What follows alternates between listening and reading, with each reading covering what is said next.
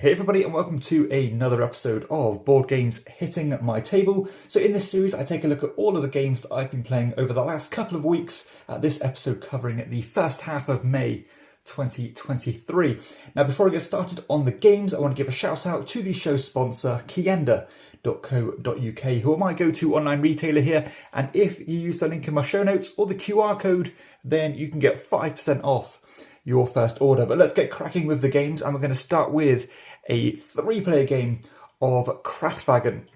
So I recently raved about this game on a 3 Forgotten Gems video I uploaded, because this is a game that's not really spoken about anymore. It's a game by Matthias Kramer, who you might recognise as making some fantastic games such as Glenmore, such as Rococo, Lancaster, a very strong design pedigree for Matthias Kramer, and I think this one is amongst his best games. It is fantastic, extremely accessible. It's a game that actually uses the time track system that was used in Glenmore, where if you are kind of the furthest behind, you keep taking goes until you overlap or overtake another player. And in this one, you are trying to manufacture vehicles by putting the best kind of bodies of the cars, as well as the best engines of the cars, up for sale, and then you can actually tailor make the customers who are looking to buy those vehicles. So hopefully you can be the person to provide the best engine, and then maybe charge the customers who are looking for the best engine quite a lot of money.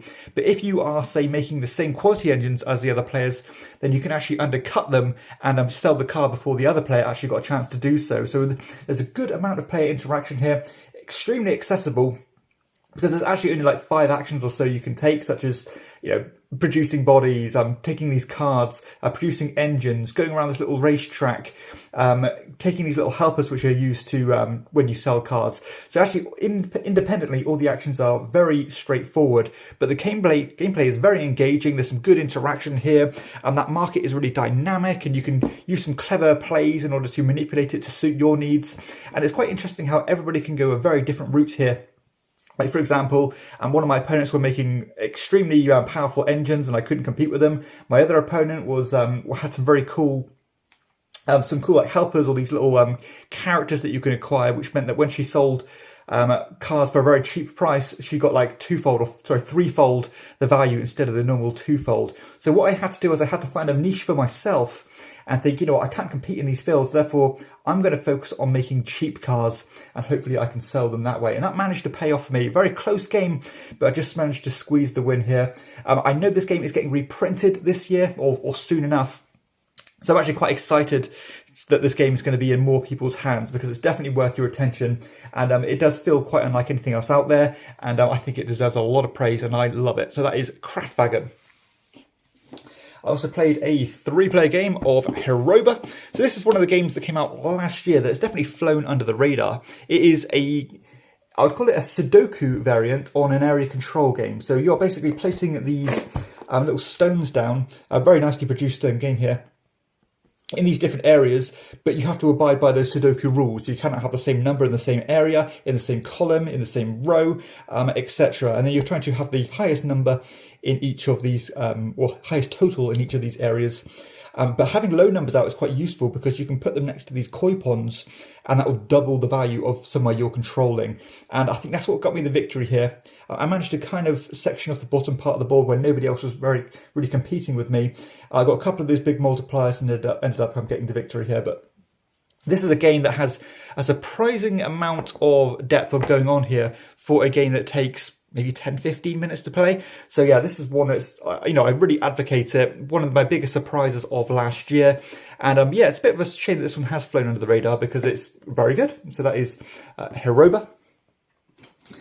I taught a 4-player game of For Sale. So For Sale, one of the mainstays in my collection for many, many years now. One of the first games that I ever bought.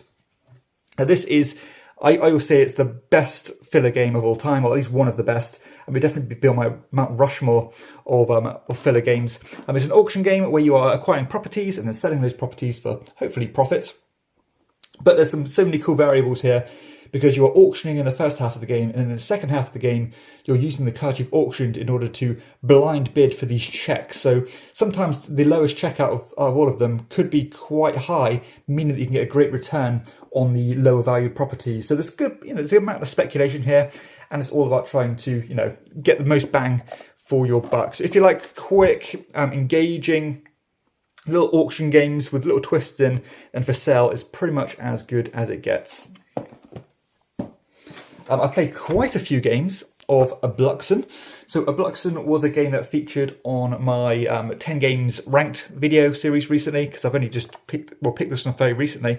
It's a card shedding game, and I think I played 3 or 4 games of this, and it's quite interesting how different these games can go, because sometimes you can really fly through those cards, which I managed to do the first time, and then in the kind of subsequent games we're having a very broad range of cards on our hands, meaning it's a lot more difficult to build these sets, to shed them, and it had a lot more a close, tense game. So it's quite interesting how it can go different ways. But yeah, this is a very nice one. I always say if you like games like Scout, this is a good one to look at. I'm also known as Linko, and I think it's a solid card game that's a lot of fun to play. Back to one of my favourite games of last year. This is Caesar's Empire. I think this is an outstanding family weight kind of route building game, as you are spreading your little kind of legions on this map here, always leading back to Rome. You're collecting tokens on the way for set collection bonuses, and you are getting points for your chain, or basically the chain of whose players' pieces are on that particular route back to Rome, and that could be your points or somebody else's points as well. And it's all about trying to, you know, work out how can I get the most points with each single placement. Different ways to go in terms of points, and it's so breezy, but it's still not stupid. It's, you know, it's straightforward, but it's engaging, it's fast, it's fun, and you know, this is quite a meaty game you can play in 20 minutes. And it really has become a go-to game for me. I can't remember how this game played out, but I've played this quite a few times now. So it's definitely got some staying power, constantly hitting the table, and I adore it. So that is Caesar's Empire, another kind of game that flew under the radar last year, and it should be up there with the great filler games, or the great gateway games such as Ticket to Ride. I actually think this game is better than Ticket to Ride in terms of accessibility and enjoyability.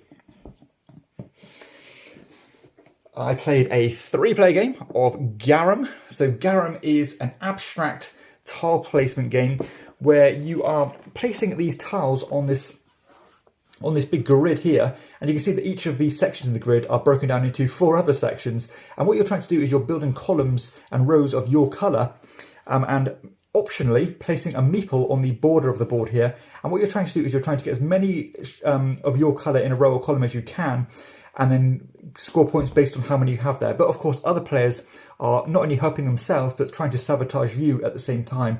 And if you don't reach a certain threshold of symbols in a row or column, then you're going to score negative points. You also have this added pressure of using your big meeple to the maximum benefit, because if you do not, then, well, basically if you use it well, you're going to get double the amount of points. But if you use it not so well, then you're going to massively fall behind on that. And that's what cost...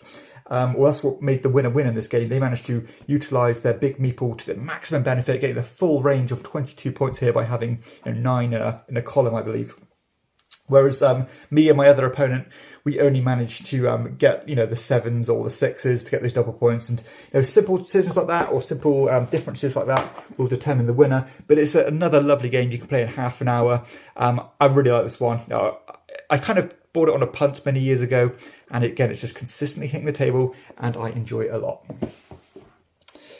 Moving on to more family weight games with Savannah Park. So this is a family weight game, but it's definitely not the easiest game to play, or at least do well at. It's actually quite a stressful game that can be quite frustrating at times, but I love it nonetheless. It's a game where you are trying to move these animal tiles on this board here. Now they're all going to be fixed in order, and on your turn all you're going to do is that you are going to call out one of these animal types, flip it over to the other side and place it somewhere else on that grid. And you're trying to build these groups of animals and multiply them with these watering holes. But there's a lot of cross-contamination with the different types of animals, meaning that placing them efficiently is quite difficult, because you want to be chaining those groups together as much as possible. But that's not always easy, because you're blocking the spots and things are getting in your way. People are calling animals that you're not ready to move, and stuff like that. But yeah, this one I seem to be getting worse and worse at, actually. I used to be quite good at this, and I seem to be losing some skills and some or not doing so well with the puzzling nature of it, but still, it's such a great game. I'm quite interested to see what the sequel is doing with this one, because this is Savannah Park, of course. There is a sequel called Gara Park or something like that, and I'm not quite sure what the differences are, but I'm not sure if... I think this game is pretty much perfect the way it is. I don't think any additional rules would help it necessarily, but yeah, I still like this one. That is Savannah Park. Onto the kind of main Euro, I suppose, of the lot. I played a 4-player game of Hanza to Tonica, so I'm quite grateful that I got to play this a couple of times in the last few weeks. Because I think this is one of the best games ever made. It is so pure and very abstract in its nature. So I would call it a Euro, but it is definitely more of an abstract Euro, very deterministic. As you're trying to build these routes on this map here by placing these cubes down and building an engine as you go to make you have more actions or let you take cubes back quicker, getting you more points for doing different things. But everything has a consequence here. And there's some great player interaction as you can block people and get benefits for doing so. Just such an interesting game. Now, this game I did teach to 3 gamers who had never played it before, and I didn't think they even knew what the game was about. And I could see some hesitation on their faces when I was, suggesting to play it, because, it's not the best look, or at least it's not everybody's cup of tea in terms of the beigeness. But I'm so happy to say that, halfway through the game, everyone was really kind of starting to get into it, and people were thinking, this game is something special, very clever. And by the end of it, they were all sold on it, which is always great. So, yeah, this one is just an amazing game. Lots of paths to victory. And you can pretty much win in any method, because I always thought that you would have to really focus on getting more and more actions. But I had the most actions in this game, and I did not win. And somebody with the fewest actions actually managed to win the game, which is a great example of how you can approach the game in different ways and still do well. So that's Hanza to Tonica, the big box. Incredible game. On to the last few games now, and these are all kind of small box filler games, I suppose. The first one, we played a 3-player game of Fluoriferous, just to finish a games night off. Simple set collection game. I think I managed to squeeze the win here by getting a couple of the scoring cards that worked well.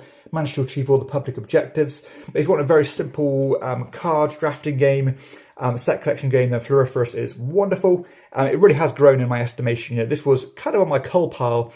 And I thought, let's give it another go. And I'm so glad I did, because since then I've been quite charmed with it. So that is Fluoriferous. I played a 4-player game of Lock.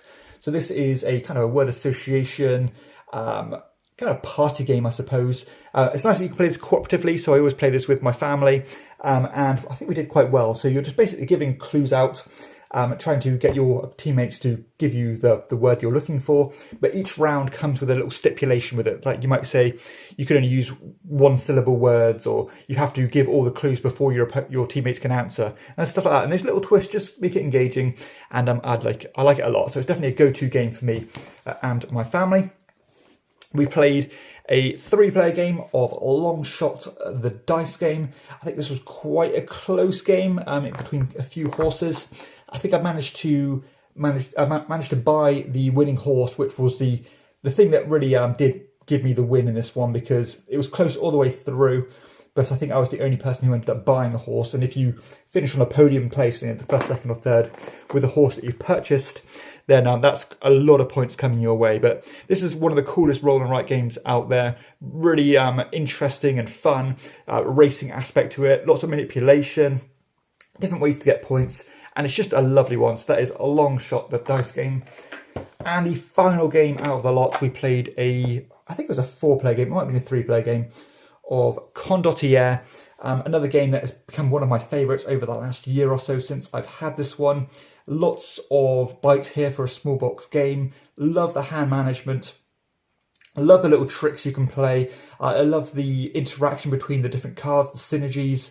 And yeah, this was a very interesting game here. And it was quite frustrating because I managed to line up quite a few spots ready for the win. I was playing a bit of a long game, and then somebody managed to play one of these cards where it instantly ends the round. And that prolonged the game a bit longer. And I was like, oh, I didn't see that one coming. And I made a few rookie mistakes here. But again, it was nice to see this game resonated with the other players so quickly.